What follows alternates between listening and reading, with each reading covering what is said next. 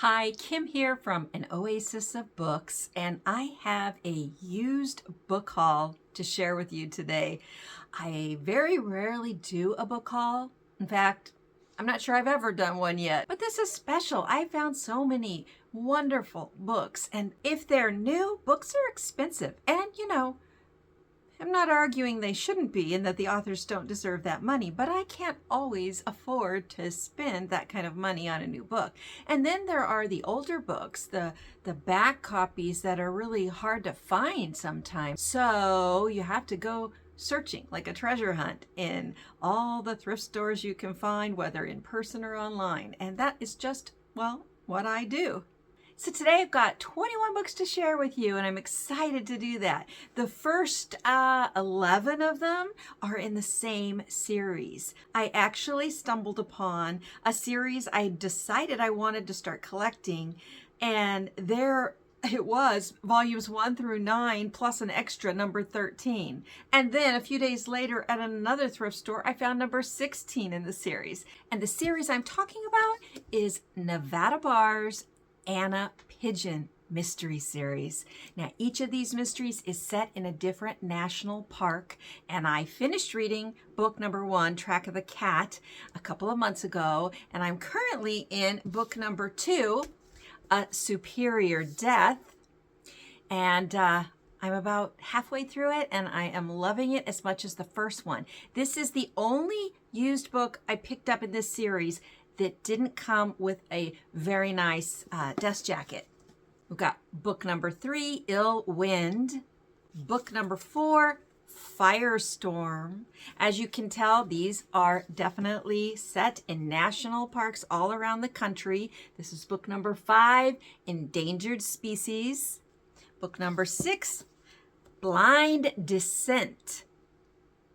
Book number 7 is Liberty Falling. And book number 8, Deep South. Book number 9 is Bloodlure. Now, when I first bought these all together, there were 10 books, and I thought the 10th one was book number 10. But when I got it home and looked it up, it turned out book number 10 was not book number 10, it was book number 13, Hard Truth. And then, like I said, a couple days later, I came across Burn by Nevada Barr, and this is number 16 in the An Pigeon series. Now, if you want to know more about the An Pigeon mystery series or about book number 1, Track of the Cat, I will link in the description below the video where I talked about this, and you can hear some more details. But what I would say now is, if you're at all interested in mysteries, and if you like a very strong female protagonist, and if you like a very descriptive, authentic setting, you will get all of that in the An Pigeon series, because Nevada Barr was a national park ranger, so she knows what she's writing about here.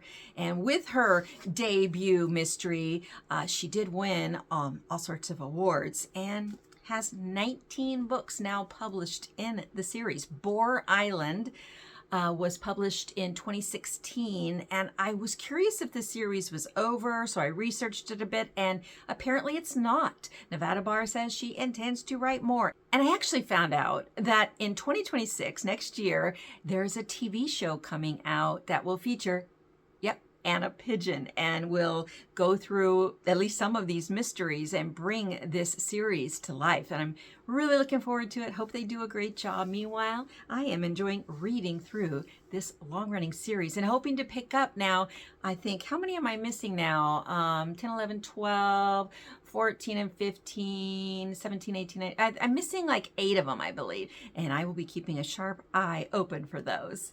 Now, sticking with the nature focus, I have a few more books I got recently. So if you've been following along with my channel at all, you may remember this book I'm going to show you now. I featured it in my mood reading video because I've had this book on my shelf for years and just never got around to reading it. Boy, was that a mistake, because when I did read it, it was a 5-star read. That was Letters from Yellowstone by Diane Smith. Now, I just featured this book in another video, the one I put up this morning, my August reading wrap up, because this was one of 4 books that I gave 5 stars to in August. So if you want to know more about this one, check out the video I posted just before the one I'm posting now, or this one, the one I will probably post it tomorrow. Yeah. But why am I showing it to you right now? Because after I finished reading this, I said, I need to know if Diane Smith wrote more books like this. So I did a little research, and yes, she did. I quickly bought used Pictures from an Expedition. Does that not look similar? Yes, it's very much in the same vein, nature-focused women botanists. And this one is set in 1876. So about 2 decades earlier than Letters from Yellowstone. So what's it about? Well, let me read you the back because it does a great job of giving you an enticing synopsis.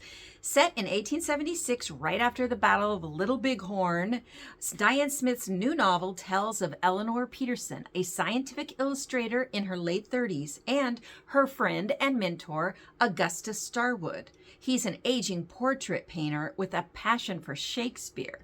They join a diverse band of adventurers heading west to Montana to work on a dinosaur fossil dig. Told through Eleanor's remembrances years later, this story recounts the experience of this ambitious and at times contentious field crew. They argue over prevailing theories of evolution, they contend with rival scientists, and they worry about the Indians moving north after their defeat of Custer. This is a vivid portrait of both the natural environment and the issues and ideas of the time. Ultimately, though, a story of personal discovery. I just love the way that the covers of these 2 books are photographs, old photographs, or at least they're made to look that way. And I just find that very authentic and very intriguing. Now, while Letters from Yellowstone is a wonderful epistolary novel, Pictures from an Expedition is not. In fact, it's told in the first person. Now, I've just started the book, but I'm already loving it, and that's despite it being in first person, because that's not usually my favorite way to go. But it's already got that same wonderful draw to it, that same slow-paced, introspective, nature-focused feel, and I'm just loving it. In fact, I loved Letters from Yellowstone so much that not only did I buy Pictures from an Expedition, but I went looking for any used books I could find that centered on women botanists in the 19th century here in America, or actually anywhere, and I found a couple more. First up, I have Women in the Field, America's Pioneering Women Naturalists. This was written by Marcia Myers Bonta, published in 1991. She then, 4 years later, published a follow-up book called American Women Afield, Writings by Pioneering Women Naturalists. And this was, again, published in 1995. So Women in the Field, the first book that Bonta published, has 25 profiles of women naturalists. So gives you their history, their contributions to science, whether that was botany and entomology, ecology, agristology, ornithology, or probably a number of other ologies. There are some photographs and some illustrations in it. Very thorough, very, very fascinating. And then in her second book, American Women Afield, Bonta presents us with writings from 25 women naturalists. So these writings are from the field, or from diaries, or from articles, or from chapters from books they wrote, just a wide variety of work they did.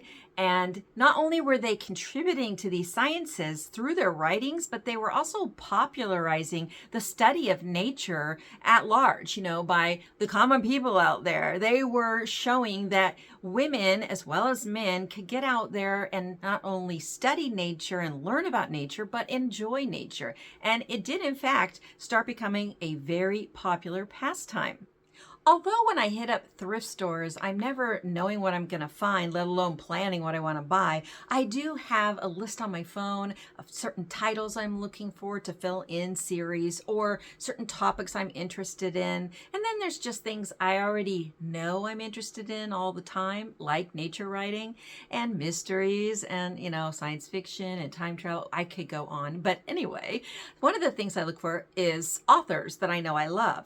One author I do really enjoy usually is Elizabeth Gilbert, and I recently found The Signature of All Things. Now, my most favorite work of Elizabeth Gilbert so far that I've read was Big Magic, Creative Living Beyond Fear. I really not only enjoyed that, but learned a lot from it. And I do like her writing style most of the time. And this book, well, basically it's in keeping with the theme of many of the others I've shared with you. It's historical fiction and it's nature focused. I don't control what I find. There it was on the shelf and it spoke to me. So it says that in this book, Alma Whitaker, a brilliant woman, sails across the globe from America to Tahiti. She's the daughter of a charismatic botanical explorer, and she quickly comes into her own within the world of plants and sciences. But as her research takes her deeper into the mysteries of evolution, she falls in love with a man who draws her in the opposite direction, into the realm of the spiritual, the divine, and the magical. Well, I'm not much of a romance reader. Having said that, though, there are some big exceptions to that. I have stumbled upon some romances or books that are not strictly a romance but feature a strong romance that I've actually loved. So it does happen. So I'm hoping something clicks and that this one is a great blend of all of the above, the historical aspect, the plant aspect, and the romance aspect. We shall see. Now, the next book I have to share with you, I did find specifically. I went searching for this title after I heard about it and saw it on a video done by Julie at Bookish Travels. She was talking about, I believe, books that remained untouched on her bookshelf, books that had been there for quite a while, in fact, that she really did want to read, but for some reason hadn't gotten around to. So this book was on that list and it sounded fascinating. The Plant Hunter by T.L. Mogford. So I went looking and I found it for a great deal on one of my thrift sites online. Let me tell you what this one's about. The time, 1867, Kings Road, Chelsea. It's a sea of plant nurseries catering to the Victorian obsession with rare and exotic flora. But each of these glossy emporiums is fueled by the dangerous world of the plant hunters. Who knew? These are daring adventurers sent out into uncharted lands in search of untold wonders to grace England's finest gardens. Now, Harry Compton is as far from a plant hunter as one could imagine. He's a salesman, plucked from the obscurity of the nursery growing fields to become the face that sold 1,000 plants. It sounds like something from today, doesn't it? But no, 19th century. One small act of kindness, though, sees Harry inherit a precious gift. A specimen of a fabled tree last heard of in the travels of Marco Polo. And a map. Oh, yeah, you always need a good map, don't you, for a treasure hunt? Seizing his chance for fame and fortune, Harry sets out to make his mark. But where there is wealth, there is corruption. How true, how true. Soon, Harry is fleeing England, rounding the Cape of Good Hope, and sailing up the Yangtze alongside a young widow in pursuit of the plant that could transform both of their lives forever. Okay. See, that's why I had to get it. Doesn't it sound unique and really fascinating? I think so. Can't wait to read it. Hopefully Julie will buddy read it with me at some point. So I've got 5 books left to share with you. A Western, 2 mysteries, and 2 cozy books. Let's start with the Western. That's sort of nature related, right? So this Western is a bit unusual, but it is written by Nevada Barr, the one who wrote the Anna Pigeon mystery set in the national parks. It turns out that about 10 years before the Anna Pigeon mystery series was published, this book was published. This novel, Bittersweet, which is considered a Western with a twist. Set in the 1870s, this book is the story of two women who were forced to leave the East, leaving Pennsylvania, and head out west where they could start new lives. In their escape and along the way and after they get there, these two women come to fall in love with each other. And that presents a whole new set of obstacles because, well, the world isn't ready for that. The back of the book says that award-winning author Nevada Barr reveals another side to her remarkable storytelling prowess with this heart-wrenching but tender tale of two women whose boundless devotion to each other is continuously challenged in 19th century America.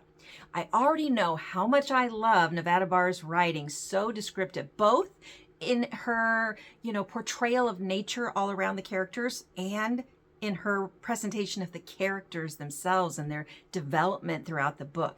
So I'm betting that this novel is going to be beautiful and interesting and a wonderful experience. I'm so glad I happened upon it and can't wait to read it. Now for the mysteries I promised. So the first one is by Kylie Logan, and I have read some other mysteries by Kylie. They are cozy mystery series though, and the one I'm going to share with you isn't. But the series I've read by her are A League of Literary Ladies and an Ethnic Eats mystery series. Now, both of these, as well as another one I have by her, but that series is, stacked behind another row of books, so I didn't pull it out. That one is called the Button Box mystery series. These are all really great. I really like her writing style, but I found used this. The Scent of Murder by Kylie Logan. So not a cozy, but definitely a mystery. So our main character in this book is Jazz. She has what she thinks of as a very good life. She is an assistant at an all-girls school. She lives in a really cool, diverse, artsy neighborhood in Ohio. And she has great volunteer work. She is a cadaver dog handler. Yes, and this is Luther. Luther is her cadaver dog in training. All right, well, the first book starts out, and I'm about a third of the way through it right now and loving it. It starts out with Jazz taking Luther on a training mission, as you do with cadaver dogs, of course. But I shouldn't be laughing. This is serious.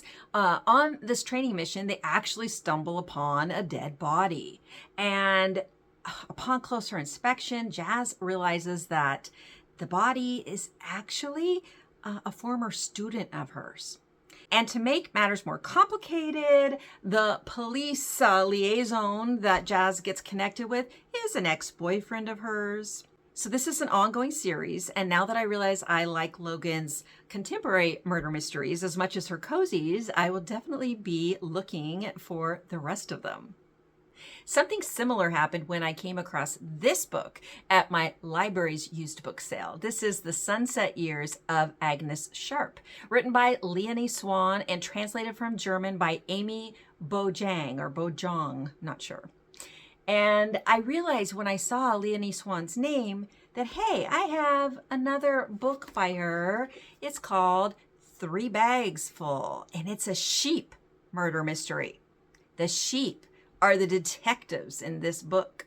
Yes. The second book in this series, Big Bad Wool, came out just this past May, and I need to get it. I'm looking for it because this was super good. When it first came out in Germany as her debut novel, it won all sorts of awards, and then it started being translated and brought out everywhere. And actually, next year, it's coming out as a movie with Hugh Jackman and Emma Thompson starring. So I'm really looking forward to that. But anyway, I did recognize the name Leonie Swan, and I thought, hey, I like her writing, and this sounds completely different, but also very, very good.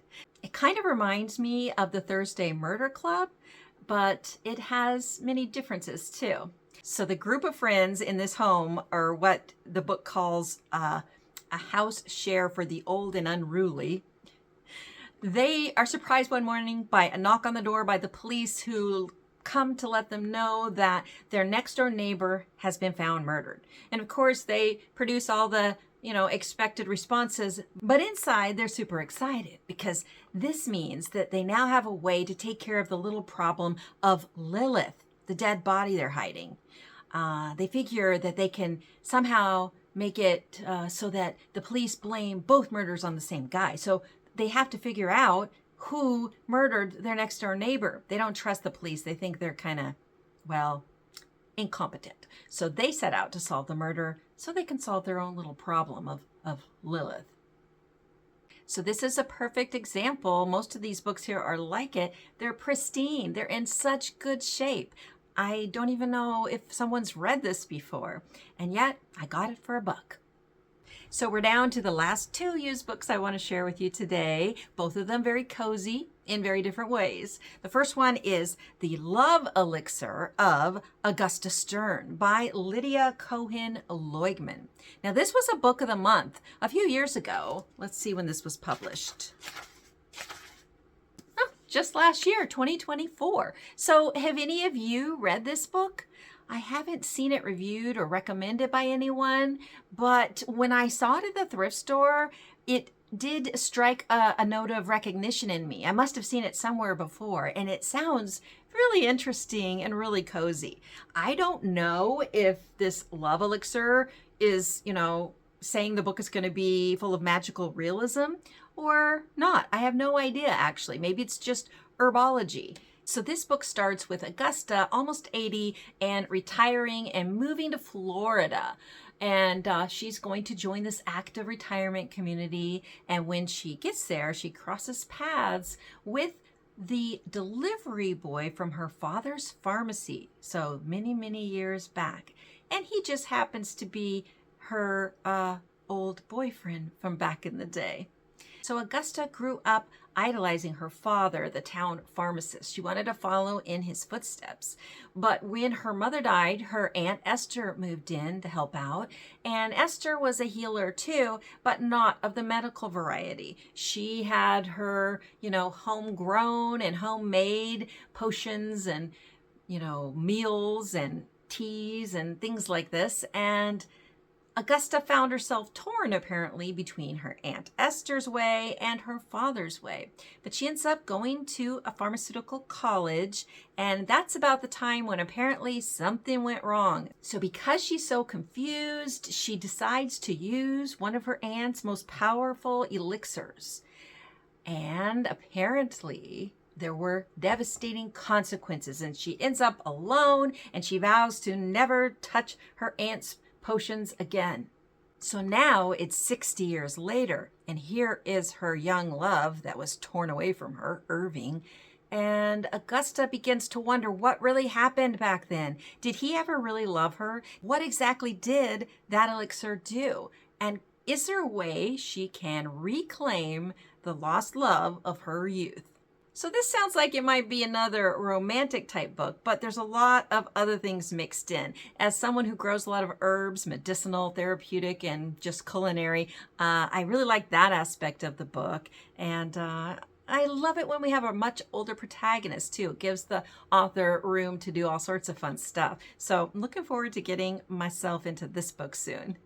Now for the final book. In one of the videos I did a few months ago, I featured this book, The Year of Cozy by Adriana Adarme. And it's full of crafts and home decor and recipes, both the kind you eat, delicious, and also self-care type recipes. It's full of so much cozy wonder that I just loved it. And the photography is awesome too.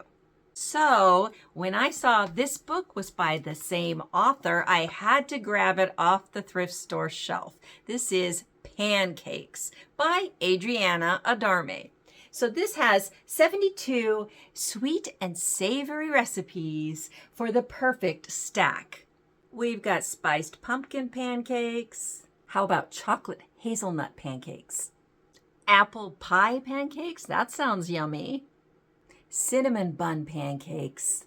Now this one doesn't even sound like pancakes, but it sounds good. Curried cauliflower fritters.